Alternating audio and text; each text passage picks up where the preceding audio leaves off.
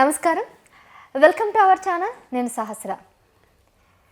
Delhi results చూసిన తర్వాత Congress zero అన్న దాన్ని తీసుకొని చాలామంది ట్రోల్ చేస్తూ ఉన్నారు. అయితే కంచుకోటగా ఉన్నటువంటి కాంగ్రెస్ ఢిల్లీలో అతి ఘోరంగా ఓడిపోవడానికి గల కారణాలు ఏంటి? అసలు కాంగ్రెస్ ఇచ్చిన హామీల గురించి జనాలు ఏమనుకుంటున్నారు? కాంగ్రెస్లో ఉన్నటువంటి నాయకులను మనం అడుగుతూ తెలుసుకుందాం. సో ప్రస్తుతం మనతో పాటు ఉన్నారు కాంగ్రెస్ నాయకురాలు, అలాగే campaign committee joint convener Kalvakuntla Ramya Rao గారు. నమస్కారం మేడం. నమస్కారం. ఎలా ఉన్నారండి? బాగున్నాను. బీఆర్ఎస్ మళ్ళీ పుంజుకోవడం జరుగుతూ ఉంది. బీసీ నినాదంతో బయటికి వస్తూ ఉంది. సో ముఖ్యంగా నిన్న మీ సిస్టర్ కవిత గారు ఒక ప్రెస్ మీట్ పెట్టారనమాట.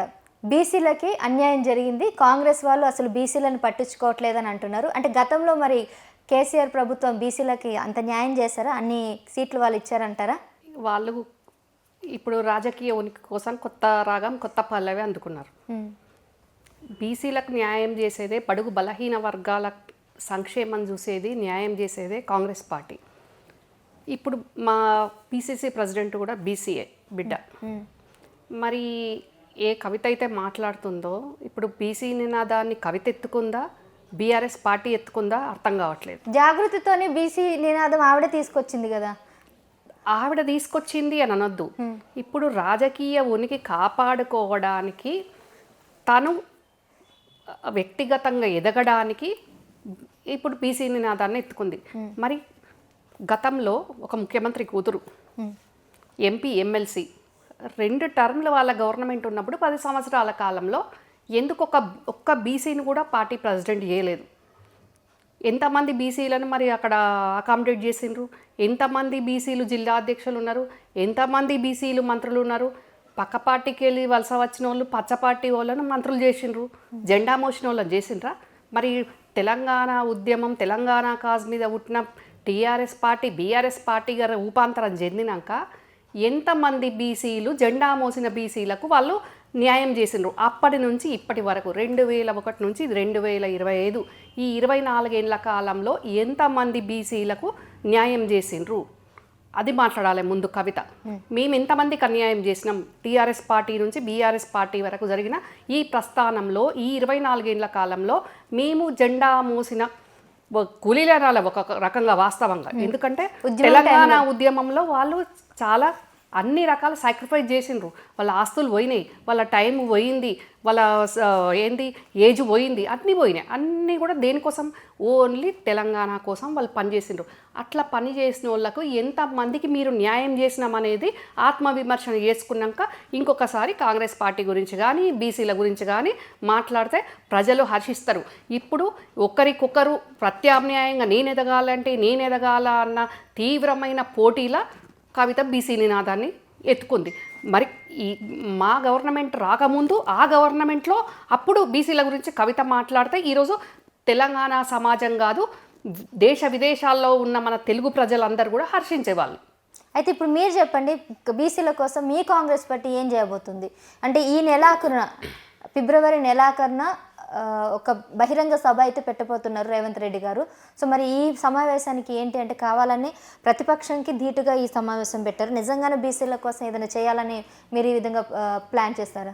కాంగ్రెస్ హైకమాండ్ ఆదేశాలకు అనుకూలంగా, ఆదేశానుసారంగా మా ముఖ్యమంత్రి రేవంత్ అన్న బడుగు బలహీన వర్గాలకు అందులో బీసీ, ఎస్సీ, మైనార్టీ వాళ్ళందరికీ కూడా ఎప్పటికప్పుడు వాళ్ళకు తగిన ప్రాధాన్యత ఇస్తూ, ఏ సందర్భంలోనైనా వాళ్ళకి ఇంపార్టెన్స్ ఇచ్చుకుంటూ, వాళ్ళ సంక్షేమాన్ని, వాళ్ళ ఎదుగుదలకు దోహదపడే విధంగా ఆయన ఆయన ప్రణాళిక ఉంటుంది. ఆయన రకంగా చర్యలు తీసుకుంటారు.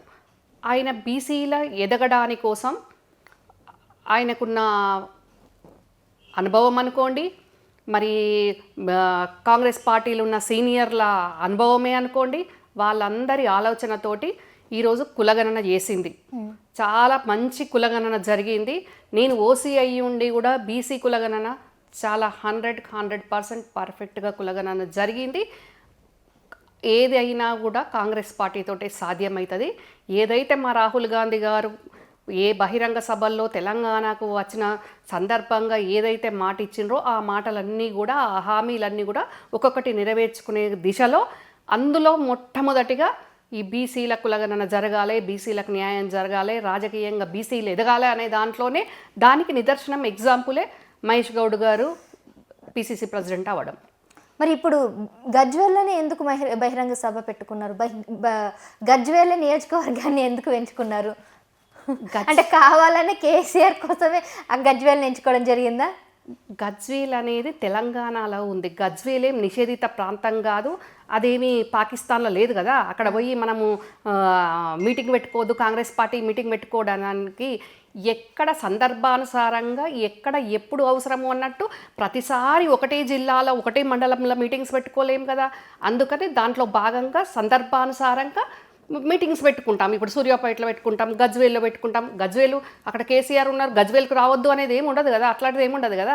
దాంట్లో వింత ఏముంది? బీఆర్ఎస్కి భయపడే కావాలని వాళ్ళు మీరు చేస్తున్నటువంటి బీఆర్ఎస్ వాళ్ళ నినాదం ఎప్పుడైతే బీసీ తీసుకొచ్చారో కావాలనే పోటాపోటీగా గజ్వేల్లోనే చేయాలనే ప్లాన్తో అక్కడ పెట్టారు అని అంటున్నారు.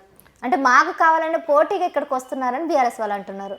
అసలు బీఆర్ఎస్ను పోటీ అనుకోవట్లేదండి. మా పోటీ బీజేపీ, బీఆర్ఎస్ కాదు. బీఆర్ఎస్ బేకార్ అయిపోయింది, బేజార్ అయిపోయింది. అట్లాంటి బీఆర్ఎస్ కోసం మేము వెళ్ళి గజ్వేల్ల పెడతాము అనడం కాదు. గజ్వేల్ల పెట్టడానికి వేరే కారణాలు ఉంటాయి.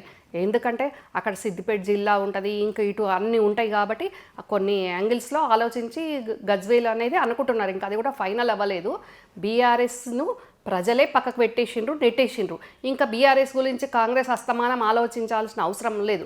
మేము మా ఆలోచన అయినా, మా ప్రణాళిక అయినా, మా వ్యూహరచన అయినా మేము రాజకీయ శత్రువుగా చూసేది బీజేపీ. ఓన్లీ బీజేపీని చూస్తాం. బీజేపీకి బీ టీమే బీఆర్ఎస్ అయ్యే. ఇంకా బీఆర్ఎస్ను ప్రత్యేకంగా మేము ప్రత్యేక దృష్టి పెట్టాల్సినంత అవసరం అసలే లేదు.